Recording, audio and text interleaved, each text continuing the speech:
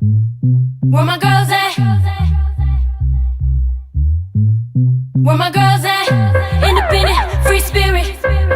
Ooh, it's something serious. Where my girls at? We link up in a cool minute. Where my girls at? It's going down, down. Where my girls at? It's going down, down. It's going down tonight. We going out tonight. Yeah, right. We going out tonight. It's going down tonight. Yeah, right. It's going down tonight. We going out tonight. Yeah, right. We going out tonight. It's going down tonight. Yeah, right.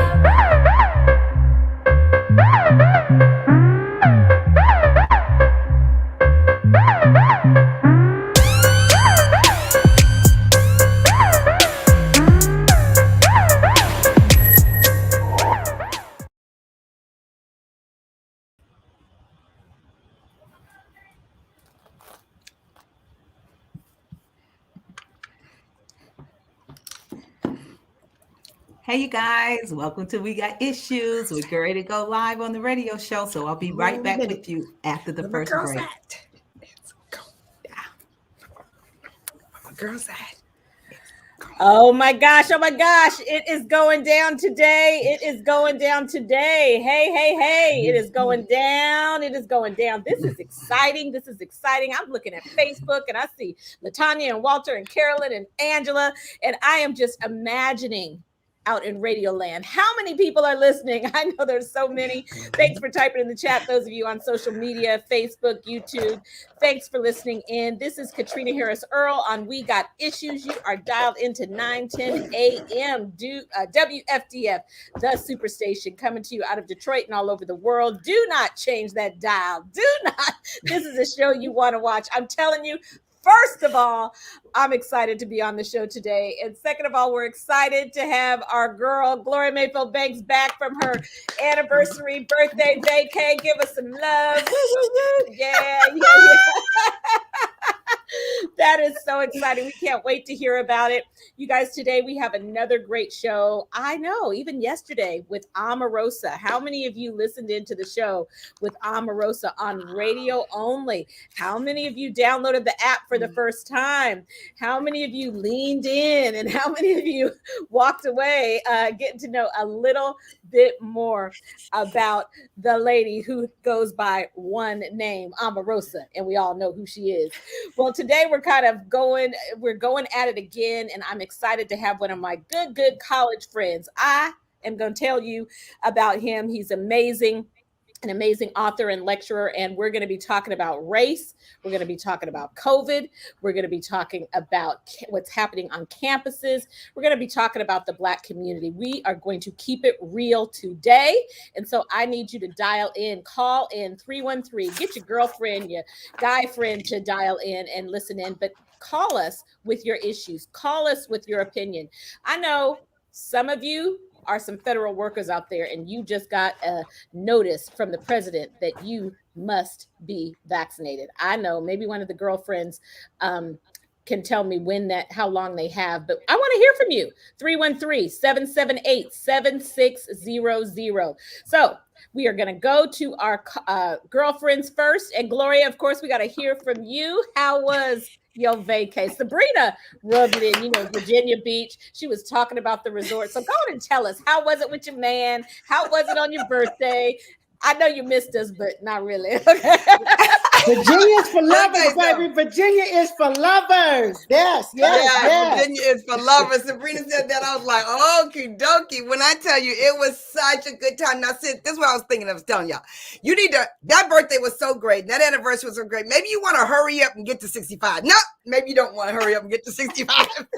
It was that fun. It was really that fun. Thank you, my girlfriends, y'all. Seriously, the back channel of the Force of Friendship, our true girlfriends. Thank you so much for the gifts. Thank you so much for the love. Thank you so much for the posts. And thank you so much for gathering everybody else to do the same. I really, really, really appreciate it. Like, tremendously appreciate it. I want to say that.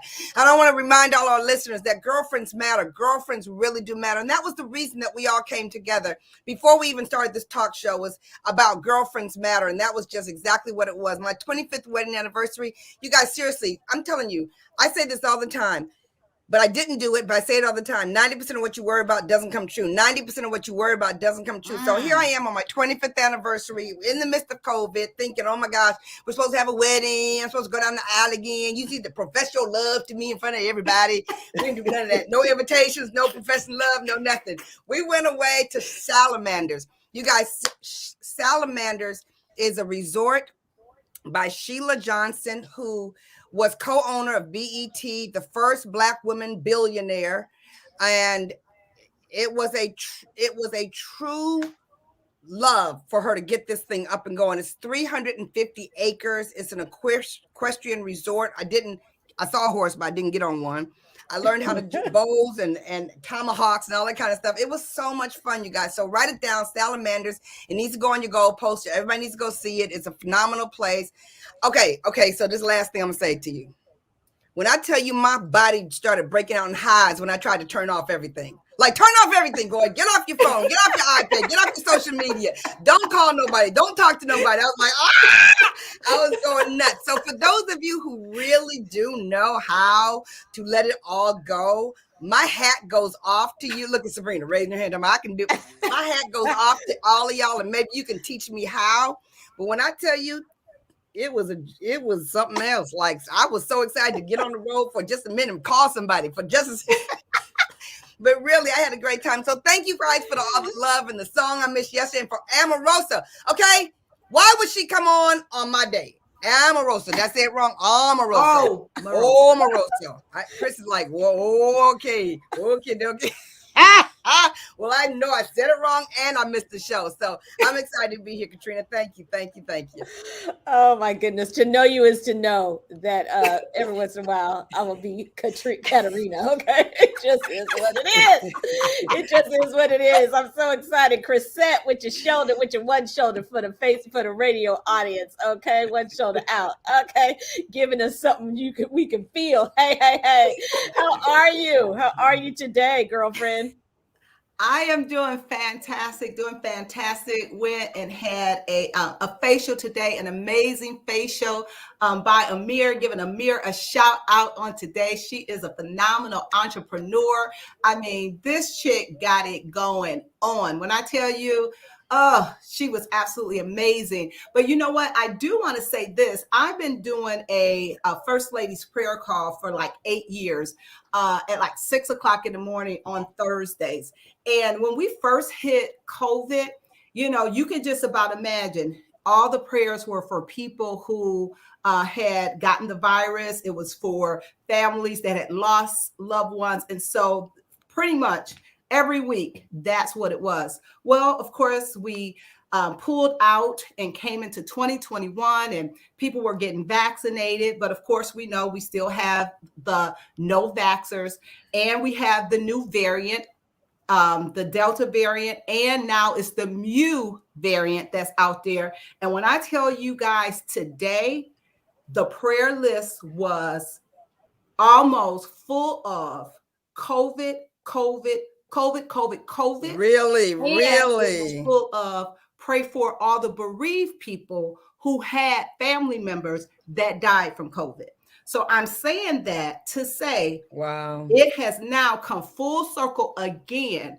And what we were praying about last year, it's excited for a minute, and now it's back. So it's just, when I heard that and I saw the list, I said to myself, I'm absolutely going to mention it on the show today because we have to still be vigilant. And Caterina, you even said we have to pick up the phone, call our loved ones, call our family, call our friends, and ask them. And they may say they're not doing it, but when you love somebody, you still have to do the and then some and say, hey, it's not going to be because I didn't press the issue, because people are dying.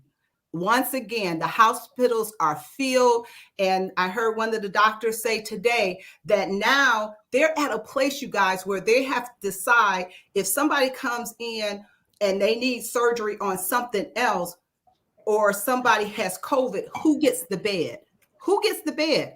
I would hate to be in a position to have to decide who is going to live and who is going to die. So I feel for all of our healthcare workers and our doctors, it is a whole lot. So I just wanted to throw that out today because we just got to stay vigilant, and we got to call our loved ones and say, hey, I love you enough to say, go get vaccinated. Bree, I'm throwing it to you.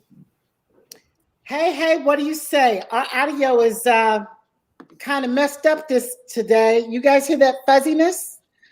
I hear fuzziness too, and it is not my fan, as I told folks. Talking about my fan, okay. I know the girlfriends in the chat. It ain't my fan. It ain't my fan. I don't know where it's coming from. All right. It's so good to have you back, Gloria. Great to see you, Caterina. Look at our sunshiny Crisette. It's a great day in Chapel Hill, North Carolina.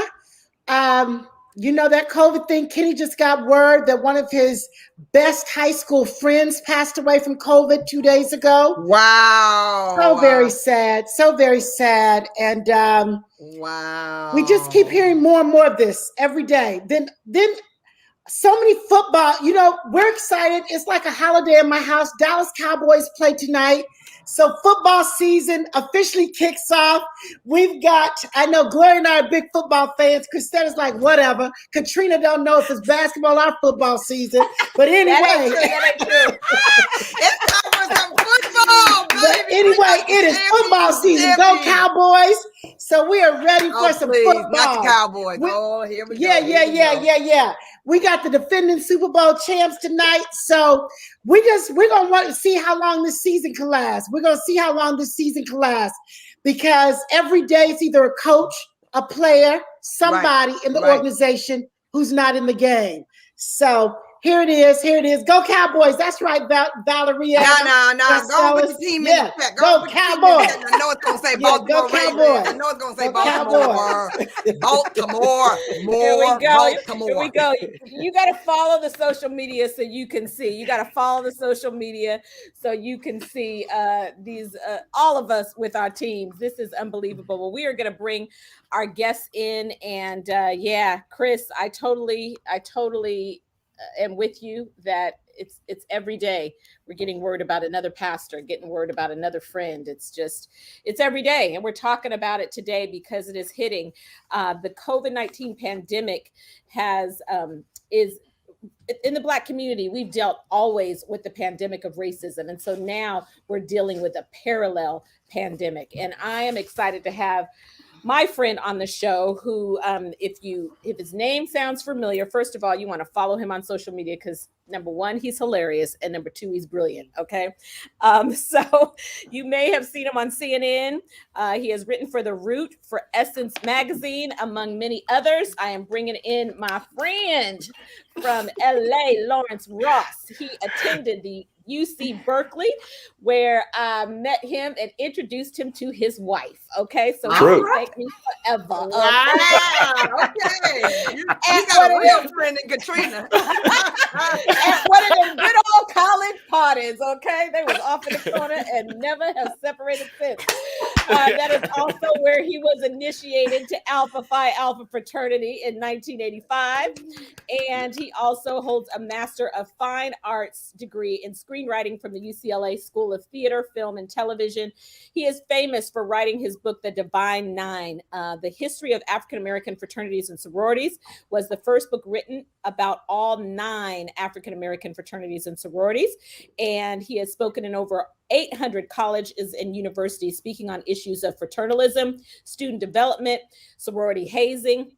His 7th book, Blackballed, The Black and White Politics of Race in America, published by St. Martin's Press. Blackballed explores the present and historical issues of racism on hundreds of America's college campuses. Y'all, of course, he is married to my girlfriend. She better be listening in, April Ross, and they have an amazing son. Ain't nobody getting old up in here but his son, Langston. Okay, college. I mean, OMG, he is a grown man. Okay, now, so Lawrence, welcome to Thank you. We've been Thank doing life you. with college girlfriends forever. So now meet my other girlfriends. Hey, hey, hey. Very nice to meet Talk to you. us.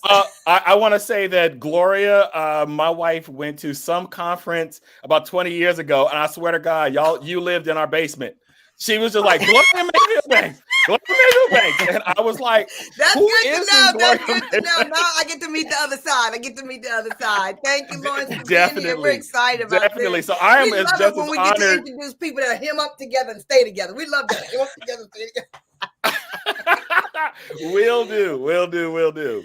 So yeah, thank you so much for having me on this afternoon. It's as Caterina said, by the way, when I first met Caterina, we used to have little black books, and I did have to put her name phonetically. So Gloria, don't worry about it. I called her Caterina from time to time way back in the day. So, but thank you so much for having me. I appreciate it so much, and we'll have a great conversation. I can talk to you all about. There's a number of things that.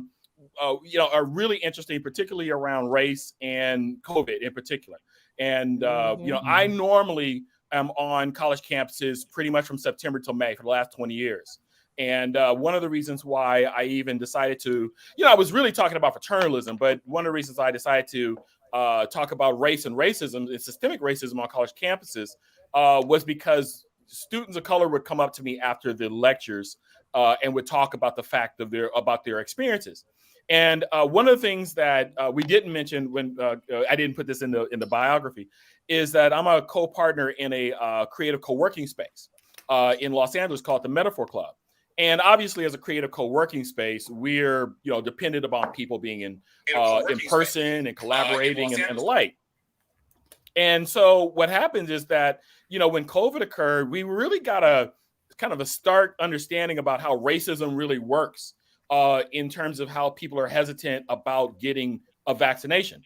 And it was one of those things that we really had to kind of like scratch our head and stop kind of getting mad at people. And then we got mad at people again when we figured that we'd explained enough. But then go back and realize that a lot of folks who just were so distant from even regular medical service, particularly Black men. And so oops, I think I lost you. I think I lost you. Kick back in. Can you hear me? We lost you. Push come to shove, you can go old school. Sorry about and that. Hold the phone. 1 second. Unplug it and hold the phone. That is so true. And while Lawrence is there, we're going to jump to a caller. We have 2 callers on hold. And so Lawrence is coming back. You can tell this is Lawrence. Deep, great conversation. So I am going to go to Marathon. He just called in right in the beginning to get us started. So, okay, we got Lawrence back. Excellent. So Marathon, are you there? Marathon's call drop. Okay, Marathon's call drop. Is Tracy there? Tracy, are you there? Tracy hung up. Okay, Tracy hung up. Call back in, Marathon. I ain't taking nothing personal today. This is all good. That's the worst thing that happened today. Marathon, we got 2 minutes to break. Tell us what's on your mind about race in America. Talk to us, Marathon. Well, it just hasn't changed. It's more of the same.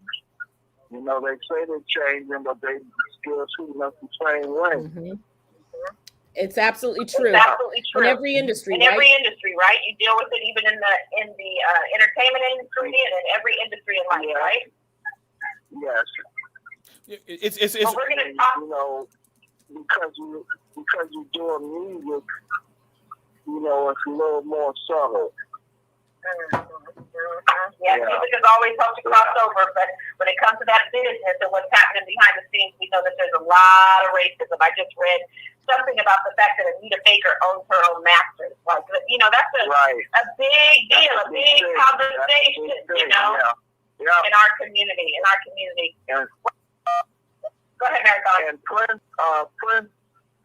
preached that while he was living, to own your own masters. And people are starting to listen now. That's awesome. That's awesome. Well, every generation is supposed to get better, right? Even in the music industry, we're going to be talking about it today. Well, we thank you for calling in. As always, We Got Issues, and we appreciate you, Marathon. We want to hear from you. 313-778-7600. Thanks for calling in, Marathon. Thank you. So, Lawrence, we're going to And bring right you back after the in break right when we after the come break. back. But we have like a minute. So just finish that thought, that what you were saying about men particularly. Yeah, we always typically think about racism as kind of like the direct issue of the racism that we deal with on a regular basis. But really what happens is that it becomes something that is long. It's a long history of it. So what happens is that if you don't have connections to the medical system, say, for example, if you're a Black man who doesn't go into the medical system, well, when an emergency comes in, well, then therefore you don't have anything built up trust. And if you just add that on with things like medical racism, you can create every scenario to not trust what is actually going to save your life. And I've had fraternity brothers who have literally died simply because they didn't trust in college educated Black men who didn't trust a medical system that they hadn't really been in touch with on a regular basis. And that's the shame. And what's going to happen is that more and more Black people are going to be impacted in a very, very terrible way. Wow. Well, we are going to get into that, even that term medical racism. Lawrence, I would love for you to tap into that more when we come back from break. Sure. We are going to keep the conversation going here on We Got Issues. We're going to break, but we will be right back. Don't change that dial, y'all. Listening to We Got Issues.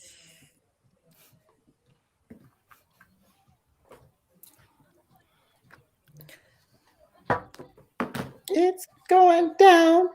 Wow, Oh my you guys, God. what a great conversation that we're having with Lawrence. When I tell you this topic right here is one that we have to consistently have, especially when we're looking at, this COVID environment. We're looking at what's going on, in our schools.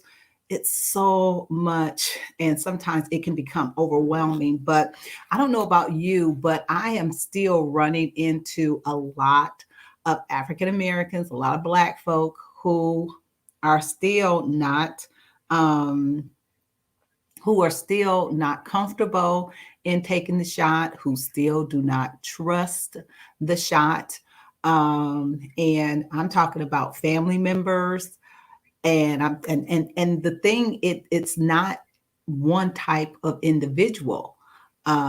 It's, people that are highly educated. I mean, it runs the gamut. So I'm not really sure how to change that scenario. Put it in the chat if you've had to have conversations with, family and friends about, getting them to go and get vaccinated. But I'm really, really interested in hearing what Lawrence, has to say about, racism and this COVID that is going on. I know that, a lot of Black folks say, fool me once, shame on you, fool me twice, shame on me. And then after the Tuskegee experiment, there's still those who just do not trust the government. So I don't know. I mean, what are some of the things that you guys think can be done to encourage them to, go and get vaccinated? I know you can only do what you can do, but, when I think about racism, and, it really is rearing its ugly head. It's hard to even listen to the news without seeing it. I mean, just today they were talking about, some of the things that former President Trump said about the statue of General Robert Lee being taken down from Virginia. And of course, in Trump fashion, he got a lot of the facts wrong. And so, I'm really glad, how about you, that they are getting rid of statues that really perpetuate what was done to us in slavery. They have a place in a museum. If you want to put them in a place that says, these are all We are back. These are the people that We are back. Thanks for listening in to We Got Issues and leaning into this important conversation about race. I'm telling you, We can't talk about it enough.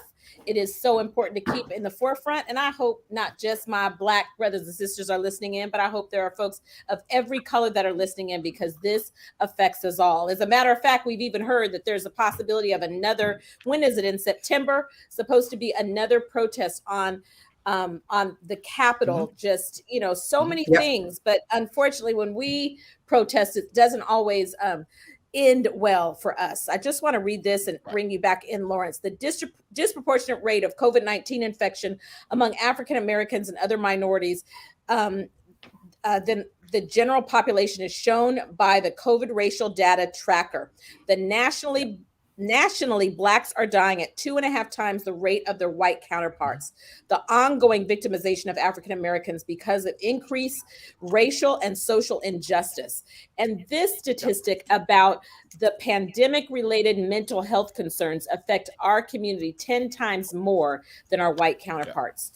So, Lawrence, this is going to be an easy conversation with the girlfriends, but I want you just to lean in one more time on that medical racism that you were talking about. What does that mean? What does that look like?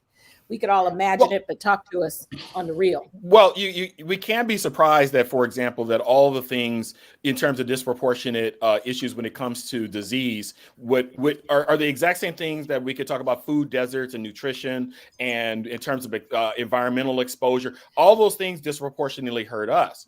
And so when we talk about medical racism, what we're talking about is not an access to medical services at a rate that is the rest of society. For example, when we talk about, for example, Black men, and we talk about prostate cancer, Black men and white men get prostate cancer at the exact same rate, but Black men die disproportionately more than white men because of the access to hospitals and to medical.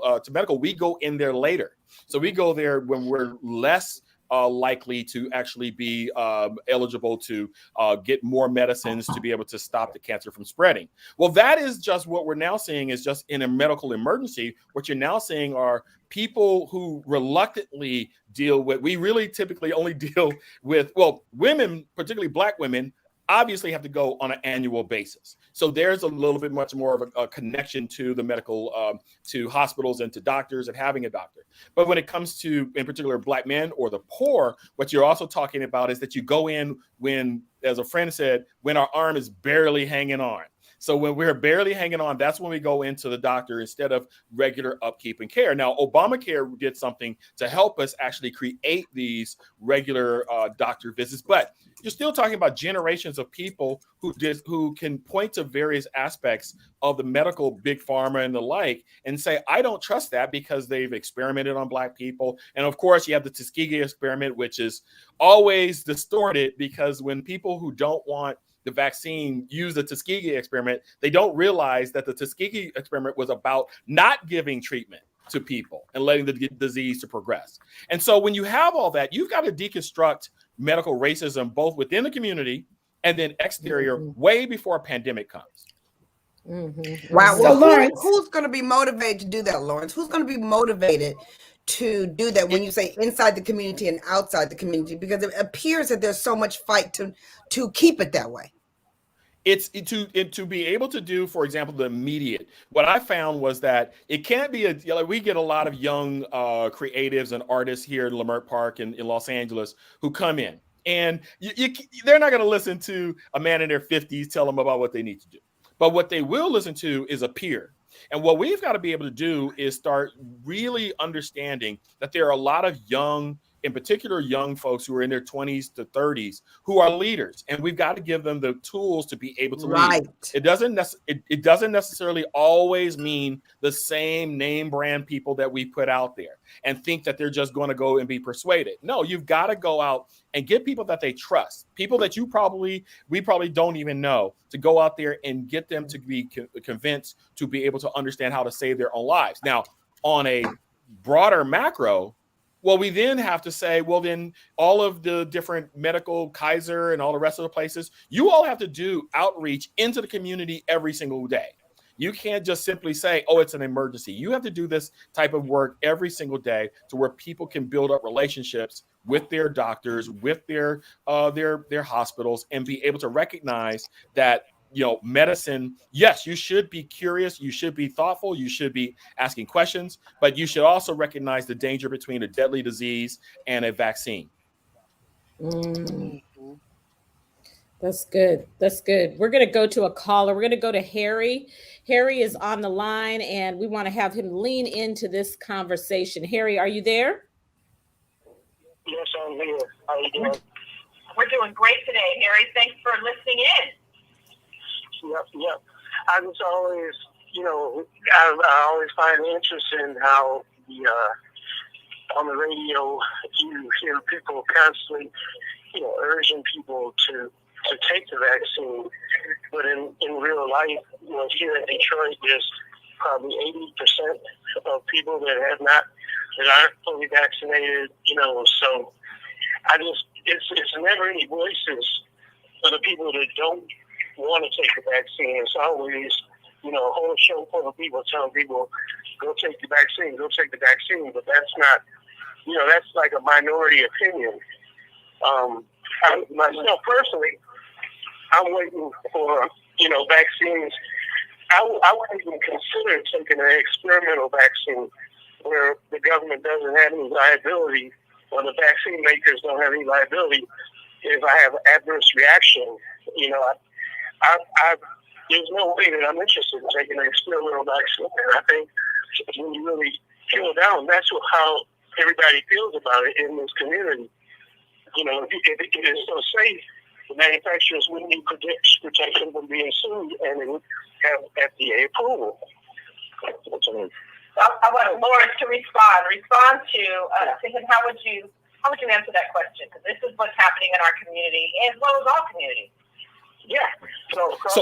So I think this is where we get confusion. This is when we have confusion during a pandemic where we're trying to get a whole bunch of information and do action at the exact same time. The first thing is to understand that this isn't an experimental vaccine. What you have to understand is that notice that we talk about COVID-19. This is just the 19th version of COVID. If you look at your common medicine, you will find that there's COVID, the corona novel virus. You will find that there's medicines to deal with. That's your common cold. And what you're basically seeing is not an experimental vaccine. What you're seeing are scientists basically saying that, and the government. Let me finish before I haven't even said what the fact was. But let me get to the fact. Let him finish. Let me get to the thing. So. My mic is muted. No. Oh, we can hear you. We can hear you. We're good.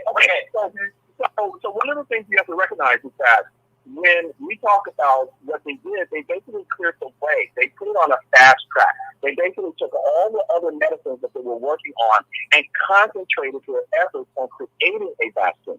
That's what we were talking about in terms of doing that. And the only reason what they basically said is that the emergency is so important that you have to bring it to the fore, and then you will get it, like the FDA did, just to approve it. But in terms of experimental, it is emerging. There have not been granted FDA approval. They have not completed it. No, it is not. They're all here. Pfizer has just been. It is. Pfizer has never been FDA. That's a lie. Pfizer's vaccine is under the emergency authorization. They have a new vaccine that was granted FDA approval, but you can't get that in America. They're playing word games. No. Please, look it up. I'm talking about Pfizer. FDA put out two letters the day that they announced the Pfizer clearance. They approved one vaccine. It's called Cortina or something, and it's not available yet. It's not available in the United States. They extended the EUA for the existing vaccine. So you get a Pfizer vaccine today, you are getting the vaccine that has the emergency use authorization. You are not getting any kind of FDA-approved vaccine. Those are not available in America. Harry, you know what? I have a question for you, because I have a question for you as to where you're getting your information from the FDA. And he said the worst problem that they have is that bad information is everywhere. That's the worst thing that we have in America. Is bad information. But I not bad. I don't want you to be defensive. I hear what you're saying, but there's also a role for to disagree. No, you can't disagree. Harry, we have about 3 or 4 callers, and we so appreciate, because we want people that have a different opinion to step in and to call us at 313-778-7600. We have several people on hold, so we really appreciate what you shared. I would love for you to take that article that you found, or the link that you found, and post it even on our fan page and share. Show us where it is, because sometimes, even as the tech guru I am, sometimes it can say FDA and it ain't really FDA. Like when I just sent my girlfriend and we went to try to find it on NBC, and it was nowhere to be found. So you got to be careful. This is what I find also is everyone who, when they do get COVID, everyone still goes to the hospital. And I'm like, you're going to the hospital after. That is when the arm is hanging off. That's what Lawrence just said. And you either, as Sabrina will say it again, what we're experiencing in our communities is you'll either get the vaccine or you'll get the virus. And some of us will get both. It's your choice. Yeah, it's your choice. It becomes your choice. That's misinformation. To say that 80% are not vaccinated is a that's not true. No, I mean, that's not the truth in Detroit. It is not 80% in Detroit that's not vaccinated. We are not at 80% that are not. And I'll look up that information and share it. So we appreciate you for calling in, Harry. I'm going to let Lauren, go ahead, Lawrence, and then we'll go to Todd. So let's just take his point. Let's just take his point and say vaccine is experimental. So you really basically have 2 choices. You have 670,000 people who have died from COVID. We know what that does, not counting all the long-term, long COVID issues that you have, versus a vaccine that basically keeps 90% of people out of the hospital. We know that 90% of the people who are in hospitals right now who get sick from COVID are unvaccinated. So experimental or not, experimental, if I take, which I don't take, but experimental or not, it is proving to be effective.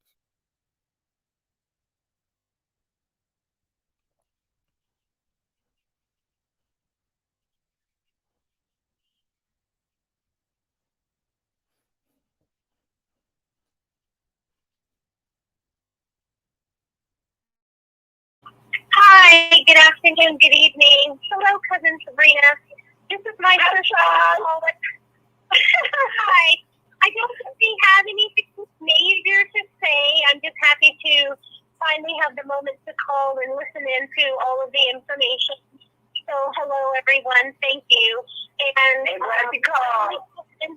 Yeah, my only 2 cents would be to say that I am vaccinated, fully vaccinated. I'm happy to do so because I want to live and I don't want to affect other people. And even though I don't know all of the components or all of the information that is inside a vaccine, I'd rather have the vaccine than COVID. And that's all I have to say. Thank you. Thank you. Thank you, John. And we're grateful. Kevin, our radio operator, did just send the link. Pfizer's vaccine approved on FDA. There's a direct statement on the website. The vaccine is being marked as, let me see if I can say it correctly, Comirnaty, Comirnaty, and so we're being marketed as Comirnaty. I should have put that to you, Lawrence, to pronounce it for me. So that is good. That is good. We're going to go to one more caller, and then I'm going to bring you back in.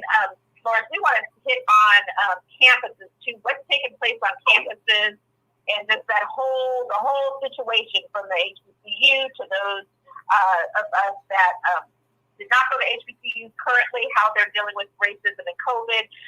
So we're going to go to Shamir. We're going to go to Shamir, and then we'll go back to you, Lawrence. Shamir, are you there? Thanks for calling. We got issues.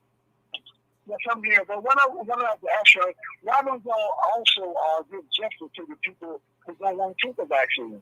So why don't you put people on the show who are experiencing through a immune build-up and see the results there? Okay, look here. So why don't we put my sister on? My sister is a nutritionist. And look what we're going to do. And this can be good. Now, I wouldn't be telling you a thing. I would try to get her now. 4 people went into the hospital. She done got over 3 people, one Jesse, and a couple of them in the hospital. They're so sick from the virus, they're getting ready to go on the ventilation. She go get them out of the hospital, not 1 time, 4 times. Now they're going to go on the ventilator. In 1 week, they had no signs of the virus, and both of them was back at the work in the second week. They were getting ready to go on the ventilator. Listen there, she was down there 2 months. She went down the ventilator. She got 3 people right there on down too. So what I'm saying is that it's not even my situation here. I would call you tomorrow, and I would have evidence of the people who check me. I'm 70 years old. I've been building my meal for about 45 years. I came into 15 contacts and been in the room with people, over 10 people with the virus with no mask on. Well, they had to be ill in the hospital. I never get a headache or anything. Now we the prove this thing. And look here. Here's the way we can settle this thing. Y'all believe it is actually so good. I'm not trying to be sarcastic or funny, but my man here who was speaking of taking it, like Sheffield and the people who went on to TV, saying, okay, why don't y'all do this thing? And I got a way we can solve the problem. Documentate this through you. Don't wear any mask. Why don't y'all go spend a day on the virus war with people sick from the virus? Don't wear no mask and prove that the vaccine works right there. And then we just got to stop and that'll be enough evidence to prove that the vaccine do work. Just go on the floor and all the people that get on TV and say, "Chicken, why don't they do this?" I'm just saying that won't that be the right way? You got so confidence in the vaccine. I won't do that. I won't do that. But we appreciate your opinion. I'm going to let Lawrence jump in. I agree in that nutrition is important. It's important that we do things to boost our immune system. However, by the vaccine. So Lawrence, go ahead and jump in. Oh, so it's conflating a bunch of things. The first thing is that, yes, building up your immune system is absolutely phenomenal. That's what you want to do. It is not a protection against a viral infection. And the next thing, I don't care. I have never met your sister. I am telling you that she did not pull them off of a ventilator. The reason why they don't pull you off a ventilator is because your oxygen level goes low. So therefore, they need to supplement it. Why do I know? One of my fraternity brothers was on a ventilator for 3 weeks. One of the very few people who actually made it off of a ventilator at the beginning of this. So whatever anyone told you that they pulled you off a ventilator, no hospital on earth would let you go outside with a ventilator. The next thing is that saying, oh, will I walk around without a mask? Okay, I am fully vaccinated. Vaccinations do not stop you from getting COVID. They prevent you from being so sick that you are in the hospital. Say it again, and say it one more time. You can get COVID. It just doesn't kill you. So there's a fundamental misunderstanding. And this is part of what we have to stop doing. And this is the reason why we don't bring people on. I mean, I can go into any black barbershop in America and get the same argument. Right. And that argument sounds good, but it's detrimental to black people. And you can't be detrimental to black people if you love black people, you want to make sure that black people get the best medicine they possibly can. Because I guarantee you, particularly you said you were 73 years old. If you're 73 years old and with the unvaccinated, you are in the high vulnerability because every black person I know has a comorbidity. Some sort of comorbidity. You may not know it. It may be high blood pressure, diabetes, some comorbidity. But when you're in your 70s, your comorbidities go up higher. So I would say build up your immunity, get the vaccine. Mm-hmm. That's good. Chris, I just want you to jump in coming from a Detroit standpoint. I want you to make a statement. The church is doing so much to get the word out. So what would you add? And then Sharon, Rhea, Sandy, we're going to pop right back to our callers. Okay. Oh my goodness. This is such a hot show. And Lawrence, thank you for setting the record straight. We got to set the record straight as often and as loudly as we can, because just because you're passionate, just because you're emotional, just because you scream it, don't mean that it's true. So let me set the record straight, because one of our callers said that in Detroit or in Michigan, 80% of the residents had not gotten vaccinated. Well, that is not the truth. In Michigan, we have 10.3 million individuals who have taken the first dose. 5.9 have gotten their second dose. So we have a total of 51% of Michiganders have been totally vaccinated. Now, 50%, 20%. He said 20% had taken the vaccination, when in reality, 51% in Michigan are fully vaccinated. And that is why you have to do your own research, but you got to make sure that when you are doing research that it is credible, because just because your cousin's friend that went to medical school but didn't finish medical school said that it's the truth, don't make it the truth. Right. I'm just saying. And let me You just tell add us, this ladies. last, we got You issues. tell us. Sometimes they just drove by medical We school. got issues. I'm just saying, because we got issues. okay. And at Greater Grace Temple, I'm telling you, my husband don't have a problem. He is screaming it from the mountaintop.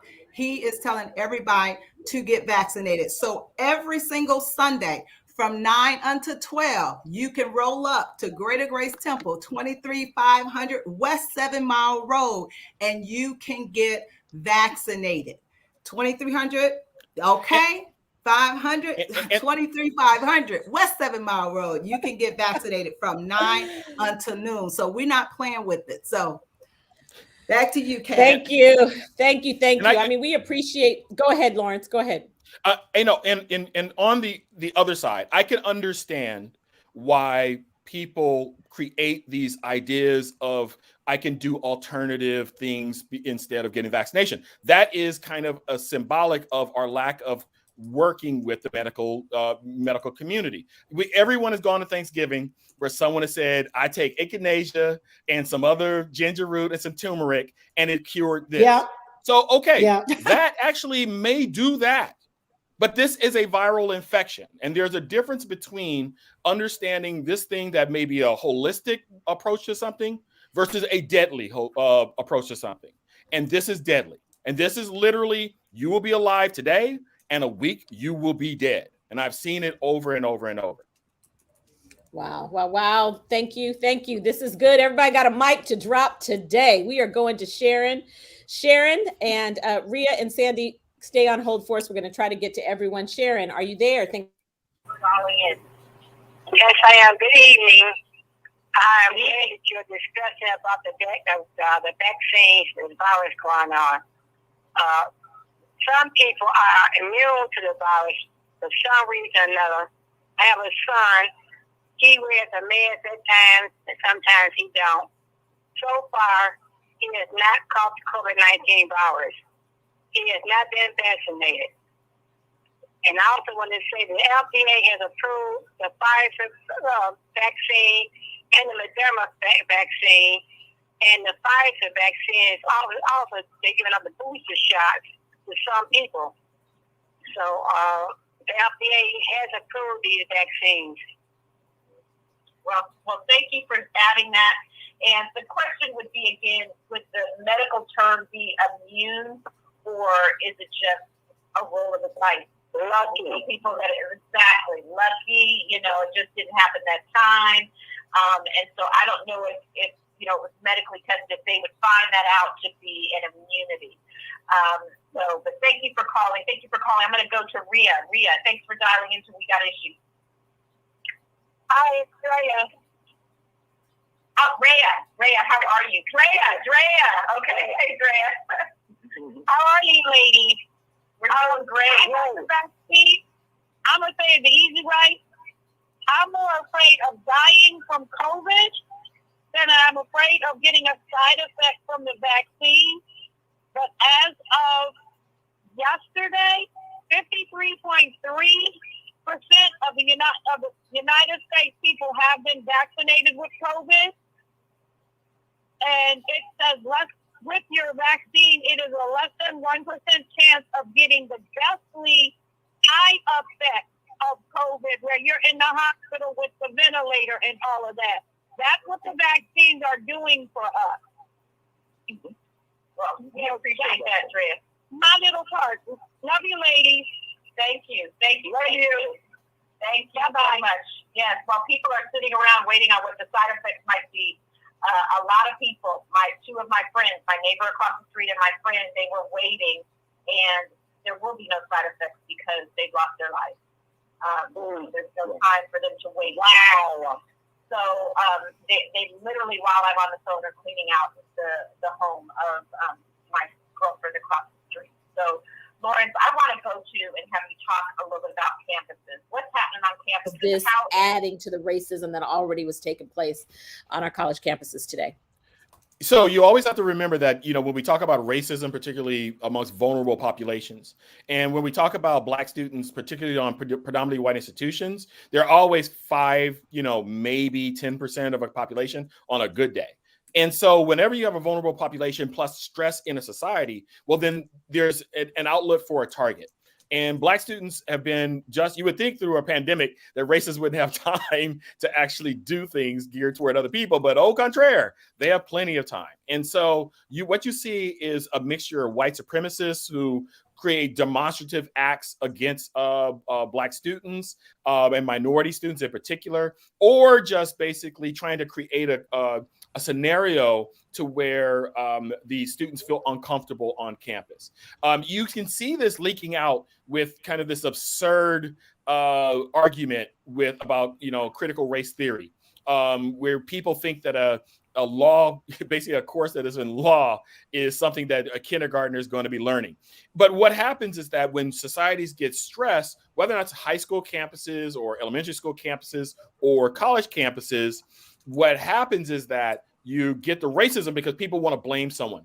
They want to blame someone for the instability. They want to blame someone for the reason the society actually is as it is. And really, of course, regardless of having a pandemic, you still have it going on, year by year by year by year, because the structures that sometimes don't see students of color, don't recognize students of color, don't recognize their issues, and then within that vacuum leaves people and individual students who then decide to actuate their racism against those students. And so we're seeing this still. It doesn't matter in terms of PWIs. We're talking about, Stanford just had an incident just about a month ago where this one student decided that he was going to put various offensive pictures in naming the names of Black students, who are in student government and things like that.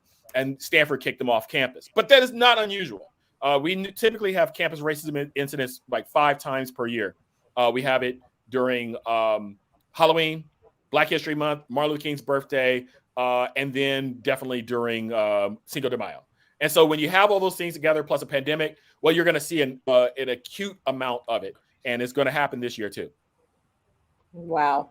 I mean, I'd like to have you come back on the show just to talk about critical race theory, like just to break that down for people to understand why are people up in arms about real history being told. I'm going to go to another caller, Lawrence, but I want you to tell them how they can follow you, how they can get your book, just because I'm telling you, you read some of the stuff Lawrence writes, it's like, dang, okay, you go in, you kind of sanitize. It might be a few special words that come out your mouth.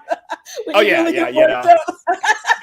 is mine is unfiltered. I'm unapologetically Black, so it is unfiltered. So if you want to follow me on Twitter, it's in and Instagram. It's all, I have the most alpha phi alpha handle possible. It's alpha 1906. So you can get that on Twitter and you can get that on Instagram. And then you can follow me on Facebook. You can just look up my name. My page is open. The only ones that I block are racist. So if you long as you're not racist, I block you. Yeah, I'm good. So and I'm happy to meet new folks and everything. And you tell them before you block them, I am about to block you. And then I have troll afterwards, and then you go block. Public is brutal. I mock the racists and then I block them so they can't respond. So they're in eternal hell of wondering what they could have said. Oh my goodness. Okay. So I want to go. I hope that Sandy is still there. Sandy, are you still there? Thanks for calling. We got issues. Yeah. How are you? Actually, I had tuned in due to one of my coworkers sponsored sending this information, but they were letting me jump on. But I was glad that I caught it because I did. I had COVID, So for those that didn't feel like it was real, it was just a real illness. And so for me, vaccination was very important for the reasons as follows. I have elderly parents and grandparents, and I like to travel. So I didn't want these areas of limitations set up to where I wouldn't be able to do the things that I like to do and enjoy some quality of life. Or handle if they like to call it. But you guys are amazing. I'm loving this, and I will tune in more often. Yes, thank you. Let me just ask you, Sandy, were you vaccinated when you got COVID? Were you vaccinated? No, I was not vaccinated. We got COVID at the end of November last year. Me and my daughter was almost 7 months pregnant at the time, and neither of us, by God's grace, had to be hospitalized or go on ventilators. But at the same time, I had a good friend that ended up in the ICU for 21 days. So she did not end up on a ventilator and not by her birth. Wow. And you are vaccinated now? Yes, indeed. Awesome. Thank you so much for calling in. I appreciate you for calling in. Well, we want to get the girlfriends in. It's a hot conversation, Gloria. I know I know it's hot. So girlfriends, come on in real quick. We're going to give Lawrence the last word. Well, I just want to say it's a very hot conversation, and it's a very place. I'm not apologizing. I'm not trying to make people comfortable. We're done with making people comfortable. The bottom line is, as we know, we just need to understand the people that are not comfortable with this conversation need to lean in and say, why are you so passionate? Why are you so passionate? But I'm passionate, and I'm not apologizing for it, because you do have a choice: sick or die. Yes. Yeah. It's unfortunate that we're still having these same conversations. It's the same conversation over and over. When we approach the subject, people get hostile, you get upset, and you prove the same unproven points. And you keep bringing up the same issues that are not issues. And so really it's virus or vaccine. Make a choice. Yeah. Die or live. That's where we are. Mm-hmm. Crisette? I already said everything I need to say. We're going to give Lawrence the last word. Well, I can't really say much more. The one thing that we always have to do is recognize the power that we have is to get knowledge. And I'm not talking about fake knowledge. I'm talking about real knowledge. And I'm talking about looking to go to people who are professionals who understand. I think I know a lot, but I stayed off the north side of Berkeley's campus, which was the science side. But I do know that when I need science, I go talk to scientists. And every scientist will tell you all the same. And it's important to recognize that if you love yourself, but even if you don't love yourself, if you love the people that you love and don't want to give it to them, or you don't want to be a burden when you die or you get sick on a large amount of time, then you need to get vaccinated. There's no more excuses, and you will die.